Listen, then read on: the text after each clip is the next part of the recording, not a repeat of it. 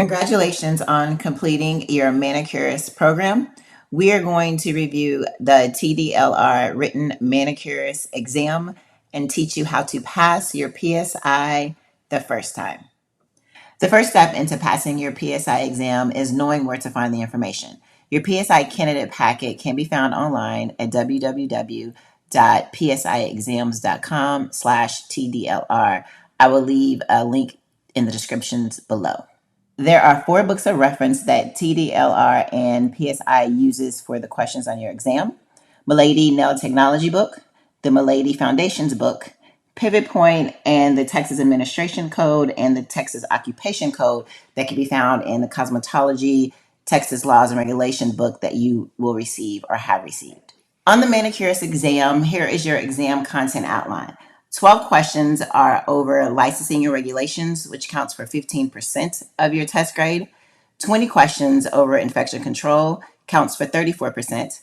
3 questions on nail structures and analysis, 5%, and 25 questions on nail care, which counts for 41%. Licensing and regulations. Health and safety can be found under the Texas Administrative Code 83.100 through 115. What is highlighted in red is what you'd want to pay more attention to. Health and safety definitions, department approved disinfectants, general requirements, manicuring and pedicuring services, e-drill bits, foot spas, foot basins, spa liners, prohibited products or practices, FDA, and the establishment when you're thinking about your health and safety. Licensing and regulations, responsibilities of the licensee. This information can be found in the Texas Administration Code as well as the Texas Occupation Code. 83.20 is license requirements for you as an individual. 83.21 is license requirements as far as the examination is concerned. 83.25 is going to be your requirements when it comes to continuing education. 83.26 is going to be the requirements when it comes to your renewals. 83.70 is going to be the responsibilities of you as an individual.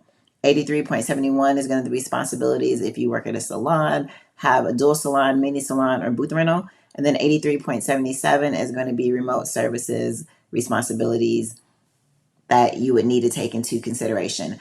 I would look at all of 83, the whole entire chapter, but these are some of the ones that would definitely stand out that questions have been asked about in the past. Infection control can be found in the Foundations book, chapter 5. Questions will include cleaning and disinfecting of implements and equipment, work environment, the safety procedures for your work environment, and any exposure incidents that happen in the work environment. Skin analysis, looking at the different diseases and disorders that are on the skin, as well as nail analysis, the different diseases and disorders that happen on the nail. Nail structure and analysis can be found in the Nail Technology book, chapters 2 and 4.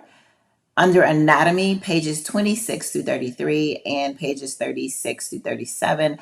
Definitely want to look at the hand and foot, the anatomy of the hand and the foot. Then as far as the analysis is concerned, all of chapter 4, which is under nail structures and diseases and disorders, and then the physiology of the nail will be the same chapter, the same pages, pages 26 through 33 and 36 through 37. And then finally, nail care can be found in the Nail Technology book, chapter 6, 7, 9, 11, and 12. This counts for about 41% of your overall exam score, so please make sure that you understand this information. Under manicuring and pedicuring, know the steps per the book, not what you do, but what the book tells you to do, the equipment that you use, implements that are used, the massage and manipulation techniques, and the products. Know your product information. Nail enhancements, it will cover acrylics, gels, and nail tips. The nail enhancements are going to be acrylics and gels, so make sure you know the steps to that, the equipment that you have around you, implements that you use, products, and how to maintenance each enhancement. So you want to make sure you look on the end when it goes through the procedures. You want to know how to do a rebalance, a fill, or however you maintenance them. And then on your tips, make sure you understand how to remove a tip removals, the different sizes of the tips, the different shapes of the nail, So the biggest thing is to know the steps and the equipment that you use. There will be questions over different types of massages. So make sure you read that information on the massage and how to use the manipulations for your massages. Study tips to help you when you are studying. Number one, make sure you pick a place and a time. Set aside time for you to study in a quiet place for you to concentrate. Number two, make sure you take time to study every day. So if that time is only an hour a day, keep it the same time every day for that length of time. Number three, plan your time. You want to plan it out, write it down, plan it to where you know you're going to take the time to do it. Number four, make sure you know your learning style. Do you need to listen to music while you are studying? Can you put your phone away? Do you have to make sure you have 100% attention, or do you need a distraction in the background to help you study? Number five, review and revise. So you want to make sure you review the information, revise looking at what we just talked about, revise it so that you have a better understanding about it.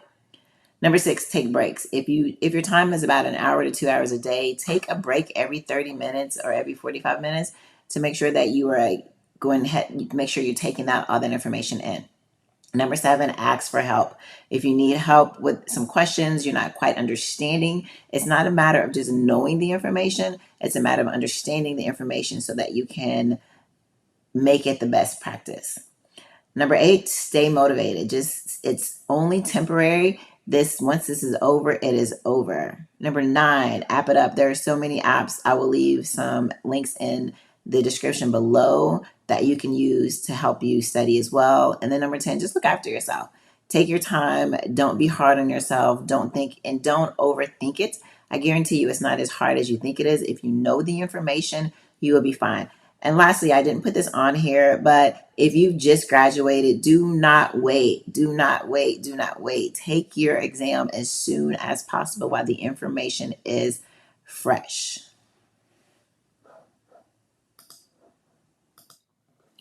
All right, here's some exam strategies.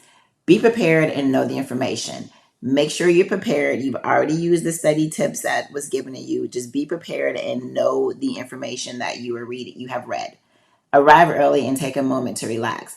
To be honest, if you're taking it in-house at the location, wear a mask. Have your mask ready, and then arrive early so that you have time to just sit and meditate, take a quiet moment, and just remember what you've studied.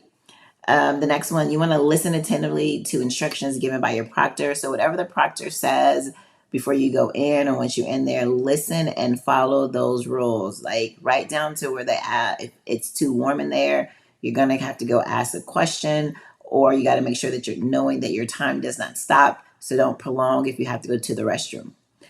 The next one, ask that everything be brought to your remembrance. So in other words, you want to, whoever you believe in, pray to, just ask that it is brought to your remembrance, everything that you studied. That helps me a whole lot as I read the information, I know the information, I just ask that it is brought back to my remembrance. Read the test questions very carefully. You want to read, reread, and say it out loud to yourself, but in your head, what you think it could be as you continue to go through those questions, knowing that two are absolutely wrong. One is definitely right, and another one is possible that it could be right. So carefully digest those questions. Look for clues. You want to look for clues and other questions that probably is about the same information. Keep in mind that we already talked about the different numbers of questions that are on the exam. So if you know that there's only 5 questions for infection control or licensing and regulations, then you want to make sure that that question is probably referring to this, or that question is referring to nail care. So then you want to remember that information, and that's going to help you with your clues. And then lastly, make sure you answer all of the questions. Answer all of the questions. Make sure you check the descriptions below. There will be some links and some resources for you to use in order for you to be successful on this exam. Once you have passed your exam, well done. I know that you will be great. I know that you will pass it the first time. Just taking everything that you just watched and heard and read and execute.